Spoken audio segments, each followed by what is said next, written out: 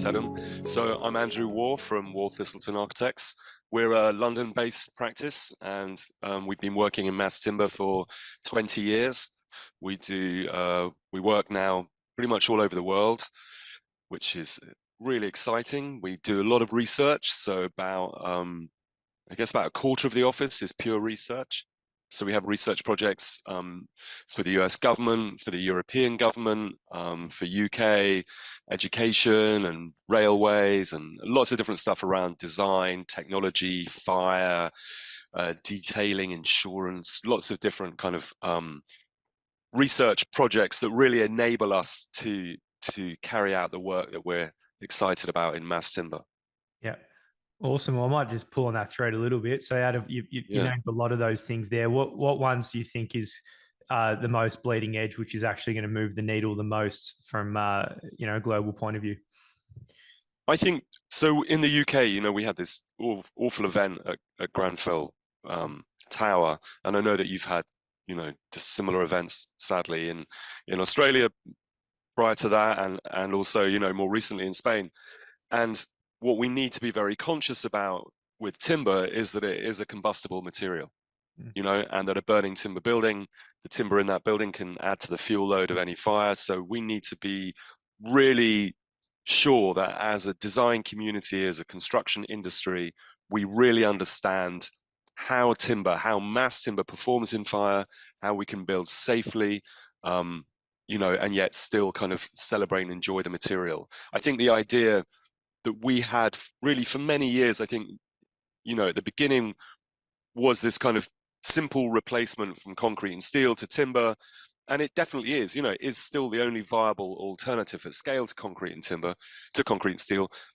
But I think we need to also acknowledge that this is a material that you need to keep dry over time. This is a material that you need to protect against fire.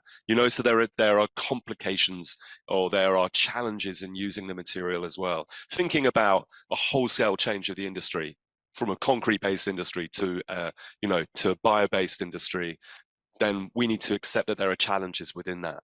The successes are massive and obvious. Beautiful buildings, lovely places to be in, replenishable material, carbon store, low carbon emissions, etc. But there are also challenges, and so we've done this project, which you can see on our website, on our Instagram and stuff, called the New Model Building. And what the New Model Building does is to look at systems for design and detailing, which keep the buildings safe. Which keep the buildings safe over time. They come from 20 years of learning about how to work with this material, the successes and the challenges we've had on previous projects, and that colleagues and and collaborators have had as well. So the idea is that it's not about the look of a building or even the plan of that building or the facade material. It really is about those junction details, those intersection details. It's ensuring, I guess, an opportunity or the ability for our industry to be able to promote and progress this architecture, but with an understanding of what safe detailing and safe design means. And it means that we can bring the insurance industry on board. We've worked really closely with them on this project. We've worked closely with a number of different fire engineers, with structural engineers, with done lots of carbon accounting on this system. So yeah, that's one I'm really excited about, because I think it can really make a difference. And we're beginning to look at new model buildings in Spain and in Italy, helping out with one in the Netherlands. So I can see that this really kind of progressing across different contexts. Yeah, 100%. Clearly remember the last time we spoke, I think it was a bit closer to the Grenfell, and it was everyone, I believe the UK market might have been a little bit spooked. Correct me if I'm wrong on that, but since then, how have things been going, and what have been the catalysts for change? And maybe it's related to everything you were saying then, and some of that research and the work you have been doing. That's unusually understated for you, Adam. I'd say we fell off a cliff. I don't know that there's been a single multi-family apartment building, residential building built in the UK since then out of mass timber. Not a single one. Right. So that's actually where we are. And our industry is gone down from representing about, 2017 we're about 15% of global CLT use, and now we're probably around 1%. Wow.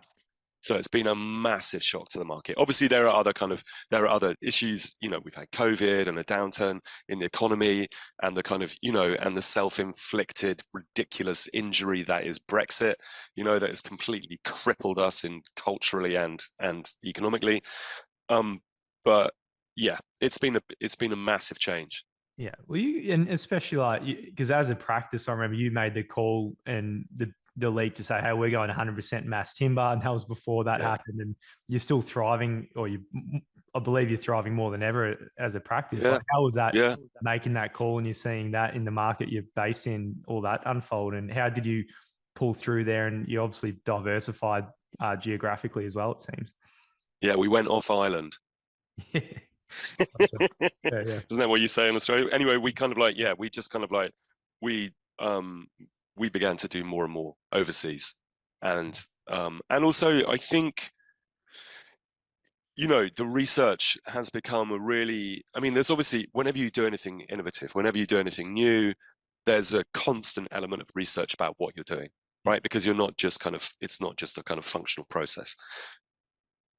You're looking to see what the implications are. You're looking to understand what the issues might be and challenges, etc., opportunities.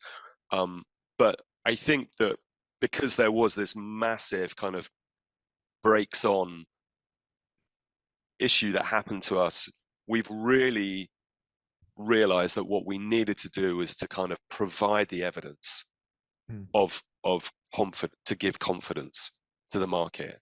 And that pause, although incredibly frustrating, has also been, I think, like any of these things, it's like, we've also put it to real use, and we've come out of this better, stronger, better informed, producing, designing, constructing better buildings.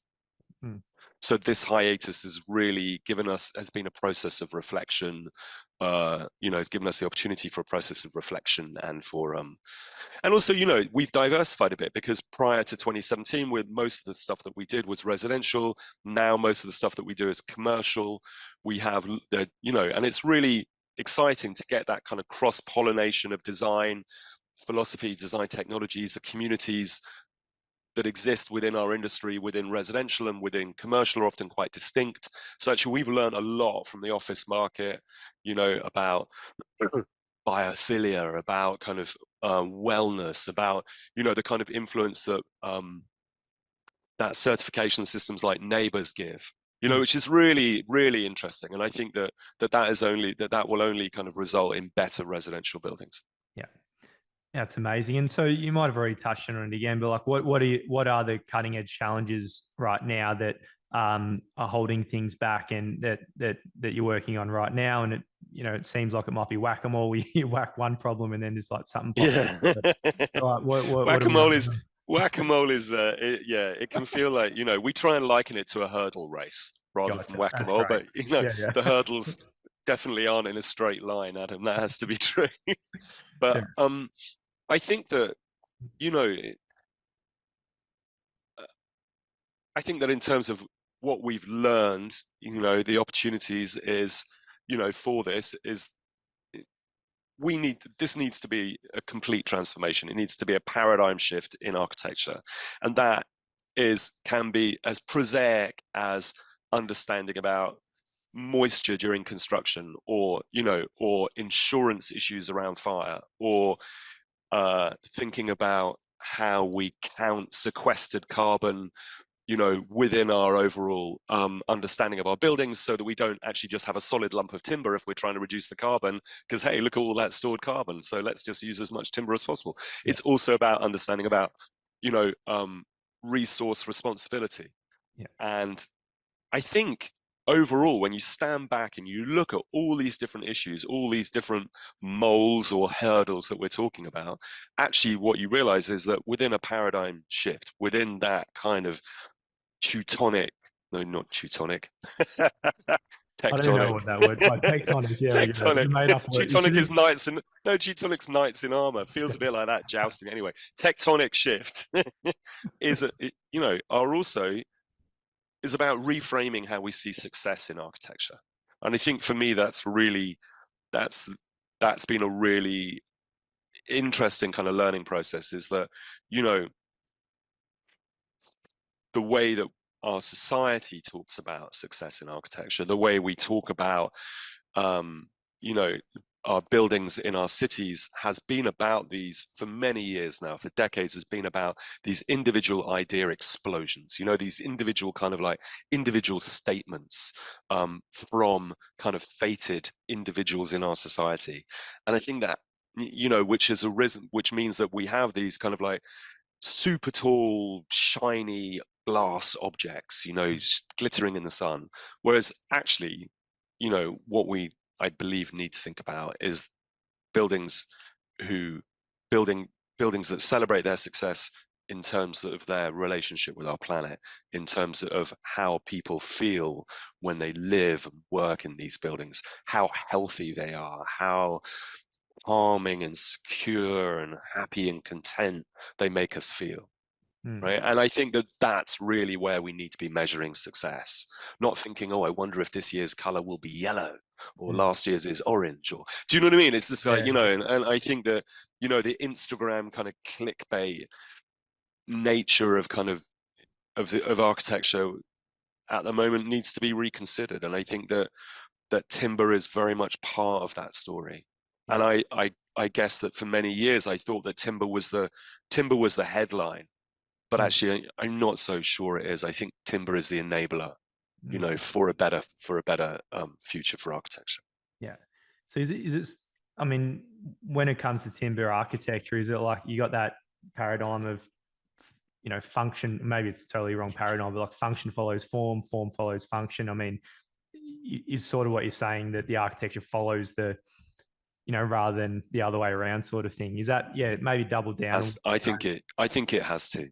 Yeah, I think it has to. And I think that, that touching the ground lightly, notions of sufficiency and necessity and kind of like not using more than we need, not kind of like not being ostentatious in our actions, because we realize that actually that ostentatiousness hurts our planet. It's not good for our futures. It's not good for the futures of our children. And actually how we can do that, succinctly and sufficiently and beautifully and kind of calmly, I think is really exciting and really cool, actually. So I see a much better future for architecture, but definitely it's not enough to be an optimist. You have to be an activist, and you have to be loud about these things. Oh, that's awesome. And you did touch on, there's a lot of new things that we need to be considering. I mean, the traditional model, it's very, a lot of the time it can be quite siloed, and, your structural engineer does structural and your acoustic and so forth. How do you pull a team together at the start? And how do you manage that process? Because it seems like everyone wants to be in that first meeting as well. It's like, oh, they really do. No, Adam, that's a brilliant point and well made. It's like, it has to be collaborative, right? Because as you say, so I'm kind of mansplaining you now, but to kind of like, to make change, you can only do that through collaboration, right? I mean, obviously there needs to be leadership within that, and there needs to be kind of excitement and passion and energy toward that, but you have to take the whole team with you. And I think that there's a number of different ways of doing that. It's about asking questions, making demands of your team. So never letting engineers go away and and go away and sit in a corner and do their stuff and come back to you. Because, making sure that engineers understand that their role is design, not problem solving. They're not there to go and kind of satisfy the whim of the architect and make it real. They're actually there as part of the team and understanding of how to use new materials in different ways, right? And that needs to be a collaborative process. So we work very closely with engineers. We get them in the office for long periods of time. We take them for coffee and beer, and and we enjoy their company and try and learn from it. And it's the same with mechanical engineers as well, services consultants. I mean, one of our biggest problems at the moment is understanding exactly what the implications of having a low thermal mass material is. if you've got a material that's not radiating heat, do you need the same sorts of systems to kind of cool that structure down? Sure, you can take advantage of of nighttime purging and thermal mass, but if you don't have it, then it's a whole different approach to how you ventilate and heat and cool a building. So there's those sorts of things, the structural engineering part of it, the efficiency, the sufficiency of the material has to be done with the understanding of the engineering capacity of that material, what the different materials might be, different types of engineered timber in the problem. And then it's the same for contractors. One of the things that we've learned to do with contractors is not to hide our aims and ambitions from them, not to be embarrassed of the fact that we're trying to do something that's good for the planet as well as good for our client, and to bring them on that journey with us. So many years ago, for the first time, we actually put up laminated pictures around the site hut of the carbon story of what we were doing and why we were doing it. And then you just get massive buy-in from the people that you're working with, because they realize that this isn't just a kind of functional process. There's actual ambition to do something different. There's ambition, a holistic ambition about the project beyond just surviving and making money. And I think that when you do that, when you bring everybody with you, you just get a completely different culture. And it's a problem-solving culture, a positive culture. Yeah, it's amazing. Well, I've spoken a couple about, or asked about some of the hurdles, but one of the biggest, the obvious tailwind is like sustainability. And on one hand, I'm keen to hear from you, what are the global policy shifts? But at the same time, from a contrarian point of view, it seems like 3 years ago, if you'd say all these announcements are happening and what practical materials are out there to actually solve for, it's only mass timber, but it doesn't seem like, I don't know, is it as much of a tailwind in the short term as we would have thought? And, when is that going to kick in that it's just like makes it so undeniable that you have to go in this direction? Or are we there already right now? I mean, yeah. I don't even Just know what the gauging my question was. no, I know what the question is, and I'm Yeah. trying to gauge my response and thinking about how I can phrase it without swearing. Yeah. So, do you know what I mean? It's like, Yeah. so I don't know, if you told me a year ago we wouldn't have moved any further in terms of sustainability legislation, in terms of kind of cultural demand for sustainability, social demand for sustainability, I would have been amazed. But here we are, right? And it's still really slow in the uptake. It's kind of incredible, especially as all the stuff that we were warned about 10 years ago, 20 years ago, we're now in the midst of, floods, and, we keep on calling them kind of like, freak storms. And yeah, hang on a sec. If you got a freak storm every couple of weeks, then it's not actually freak anymore. It's just a storm, and heat waves, still calling them heat waves. That's actually need to change the language and just realize that the climate change that we were talking about 20 years ago has arrived, and the weather events, the mass migration, the right-wing governments, the Trump, etc., all of that stuff is actually happening. We're in it now. And the coral bleaching, all those sorts of things, you would have imagined that this would have created a massive reaction from society, and yet we're still kind of like docile, generally docile about it, which is amazing. What is it going to take for society to just kind of go, what the actual Fred is going on? So I don't know. I mean, okay, so that's like amazement. But then on the other side, and also legislation. I mean, your government, as bad as our government, we're both, Australia and the UK, depressingly lagging behind the rest of the Western world in terms of sustainability legislation. The US, interesting, right? So ESG, although they're having to change the name now because it's become political, but the ESG requirements of investment companies is becoming a really interesting thing. So every time that you fill in that little kind of pension form, you know, in the box at the end saying, would you like it to go to a green fund? And you go, yeah, fuck it, tick it. You know, everybody does that. Every teacher and postman, you know, trucker, whoever these people are, all over, you know, Canada, for instance, has got this amazing kind of Canadian pension plan investment board, and they're doing incredible low carbon construction all over the world. Yeah. You know, really ambitious stuff where they're really making a demonstrable difference. There are many others like that, big green funds, you know, who come from teachers and from postmen and from all these kind of like, you know, all these kind of people who are actually voting with their pension. They're voting with their future to make a change. And these investment companies are having to invest in low carbon construction, in low carbon developments. And that is making a bigger change and a bigger influence than any other single thing that I'm seeing at the moment. Yeah. So it's ESG funds. The result, you know, the fact that these ESG funds are now being audited in Europe, audited in the UK, they will be audited in the US very shortly, and as I understand it, you know, in Hong Kong, Taiwan, and I would hope in Australasia as well. So these things that's beginning to make a difference. Yeah, totally. Yeah, the money talks more than anything, right? The money talks. Yeah. The money talks, but you know, it's not the big money.